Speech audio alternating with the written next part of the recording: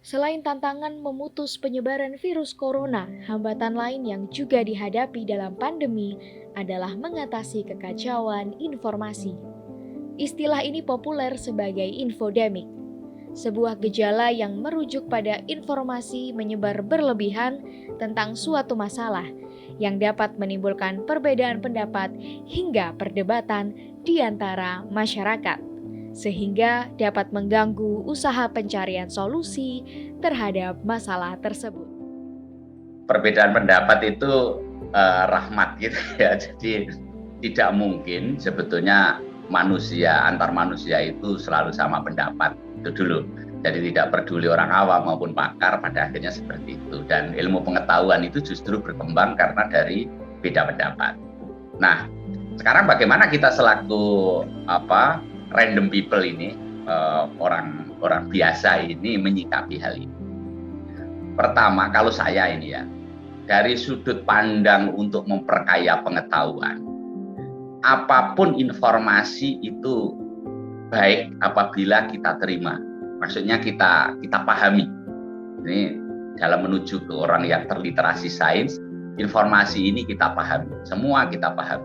Ada beda pendapat, ya kita pahami, kita telusuri. Tetapi dalam memandu perilaku kita dalam keseharian agar kita bisa mengatasi pandemi ini bersama-sama, perilaku kita dalam keseharian, gunakan sumber terpercaya yang memandu itu. Ada sampai beda pendapatnya itu akhirnya ada yang saling melaporkan dan lain-lain. Biarkanlah itu sebagai pengetahuan. Tidak usah memandu menjadi tindakan. Dalam memandu menjadi tindakan, gunakan otoritas. Dan juga gunakan sains dasar. Jadi yang nggak usah rumit-rumit. IPA dasar, yaitu misalnya makan 4 sehat 5 sempurna jika bisa. Tambah vitamin jika diperlukan. Artinya tubuh merasa tidak terlalu fit dan lain-lain, minum vitamin. Terus kemudian diupayakan pagi berjemur sebentar. Tentu saja tetap mematuhi protokol kesehatan. Selain sains dasar, ternyata banyak informasi seputar COVID-19 yang beredar luas, khususnya di media sosial. Pakar sains dan masyarakat dari berbagai latar belakang bertemu dalam satu portal. Hingga tak jarang, keragaman informasi ini perlu disaring sebelum sharing. Informasi yang beredar tidak semua benar. Dan kemudian informasi yang beredar ini juga perlu disaring oleh diri. Dan yang ketiga, sumber-sumber informasi ini bisa beragam dan kita harus memilih mana sumber informasi yang bisa kita jadikan pegangan, kita percaya, dan mana sumber informasi yang seharusnya kita abaikan. Tetapi tentu saja selain itu ada berita-berita atau sumber-sumber yang memperkaya pengetahuan kita. Nah, saya mengingatkan saja, sumber-sumber yang memperkaya pengetahuan kita boleh jadi benar, boleh jadi tidak benar. Maka tugas kita adalah kita pikir secara skeptis, tidak mudah percaya. Tentu saja kita harus cari informasi-informasi pembanding. Terus kemudian yang berikutnya adalah tetap open mind juga. Kalau memang seperti itu ya harus dilakukan. Itu perpaduan antara skeptis, open mind itulah yang akan memandu kita. Kita harus sadari, satu, bahwa masyarakat itu beragam. Yang kedua, namanya manusia itu perlu ada kebutuhan aktualisasi diri. Jadi ingin berpendapat, berkomentar, dan lain-lain yang pendapat dan komentarnya ini menjadi diperhatikan orang lain, maka dia senang. Terus yang ketiga, harus diakui kita tidak sederhana, bahwa pada saat ini sendiri itu banyak sekali lapisan-lapisan di masyarakat itu memiliki pendapat, keyakinan, baik keyakinan ideologi, keyakinan politik, dan seterusnya, yang satu dengan yang lain tidak sama. Dan itu alhamdulillah ada kesempatan berbenturan di dunia maya dengan kata-kata. Ini menjadi semacam katarsis sebetulnya. daripada benturan di dunia nyata. Tapi dalam memandu perilaku keseharian, maka gunakan otoritas yang dipercaya, yaitu dalam hal ini otoritas mengatakan patuhi protokol kesehatan. Perkara ada perdebatan, no problem. Itu untuk memperkaya pengetahuan kita, tidak ada masalah. Perbedaan pendapat yang hadir selain memperkaya pengetahuan kita juga menjadi bukti bahwa keragaman itu nyata dan didorong oleh beberapa sebab yang melatar belakanginya. Tak ayal, perbedaan pendapat ini tak lagi didasari pada sains, namun juga pada pengalaman dan ideologi yang diperoleh masyarakat dari orang terdekat. Sifat psikologi kita, memang kalau dari psikologi orang itu lebih percaya kepada orang terdekat kita. Ya, informasi paling lebih baik, lebih banyak umut itu informasi yang didapatkan dari saudara, dari keluarga. Itu yang paling dari psikologi mereka dapatkan.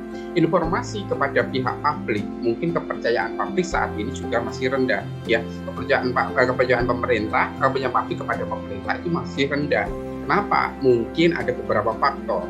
Ya, ketidakpercayaan, simpang siur, kebijakan yang sering kali berubah, sehingga ya publik itu merasa dipermainkan. Akhirnya dia mendapatkan informasi dari keluarga sekitar, dari keluarga dari orang-orang terdekat yang bisa mendapatkan informasi seperti itu.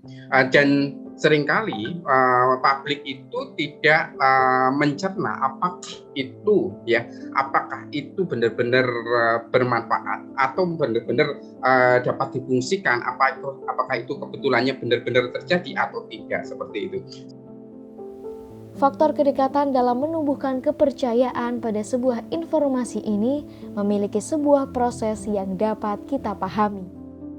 Dia meyakini apa yang sudah ada, atau yang pernah ketika kita melihat informasi itu seperti apa, dia memiliki pengalaman sendiri atau frame of knowledge-nya, ya, ada pengalaman tersendiri di dalam mendapatkan informasi, ya, sehingga informasi itu diyakini betul. Satu, informasi yang diyakini itu siapa? Satu adalah orang yang pertama kali, ya. Kalau orang pertama kali itu menyampaikan informasinya betul, dia yakin. Nanti informasi berikutnya dia akan yakin, begitu. Tetapi kalau informasi yang diterima pertama kali sudah bohong, ya, tidak betul, orang itu tidak akan percaya lagi dengan orang yang menyampaikan informasi seperti itu. Jadi apa yang dimiliki yang satu itu. Yang kedua adalah budaya. Ketika kita berbicara tentang budaya, ya kita tidak bisa membalikkan fakta ketika budaya itu adalah masyarakat budaya kita, ya, yang diyakini secara ideologi ya itu gitu, ya. Jadi kalau saya berbicara apa yang diyakini oleh saya itu betul, ya itu betul. Tetapi ya kita seringkali tidak secara logika atau naluri kita berkata lagi apakah kita mempertimbangkan itu betul atau salahnya, gitu. Jadi seringkali perlu kita pertimbangkan ini benar-benar atau tidak. Dan pemikiran benar-benar atau tidak inilah yang akan menjadi pedoman kita, meyakini itu ya atau tidaknya, begitu. Pada akhirnya, sebagai generasi muda, kita dituntut untuk menguasai literasi digital, sehingga harapannya kita dapat menjalankan tugas sebagai agent of change untuk memproduksi informasi sebagai upaya untuk membantu menurunkan angka penularan COVID-19 selain menerapkan protokol kesehatan yang ketat. Kalau kita bermain dengan media sosial itu ada dua tipenya. Apakah kita menjadi objek, ya, atau kita menjadi subjek? Ada dua tipe. Ketika kita menjadi subjek, yaitu pelaku di situ, berarti bagaimana kita mengelola media itu? Ketika kita mengelola media itu bisa kita gunakan sepositif mungkin. Kalau kita pergunakan untuk mengedukasi, ya pergunakan edukasi yang benar-benar kredibel. Jangan kita memberikan konten yang persuasif, konten yang membuat kritis, semua membuat kehebohan. Itu sangat tidak mendidik sekali. Itu ketika kita membuat sebagai subjek atau sebagai pelaku, begitu, pelaku atau pengguna media sosial. Berbeda lagi ketika kita menjadi objek, ya. Objek itu berarti adalah kita khalayak, public netizen, ya kan, public. Sehingga ketika kita menjadi public berarti kita harus tahu ini postingan betul atau enggak. Kalau postingan enggak betul ya jangan kita mencari informasinya dengan benar, ya bisa kita mencari websitenya resmi dari pemerintah maupun orang-orang terkait, media-media terkait. Kalau kita berbicara tentang media sosial cuma seperti itu ya tentunya tidak bisa diterima oleh akal kan gitu. Sehingga nanti akan merumuskan satu sifat kritis kita, dua kita sifat mencari kita, yang ketiga adalah budaya kita membaca. Membaca apa? Membaca informasi tadi. Sehingga budaya kita membaca itu tahu benar-benar ini secara rigid bukan sekilas atau yang tampak di dalam mata saja atau sekilas saja.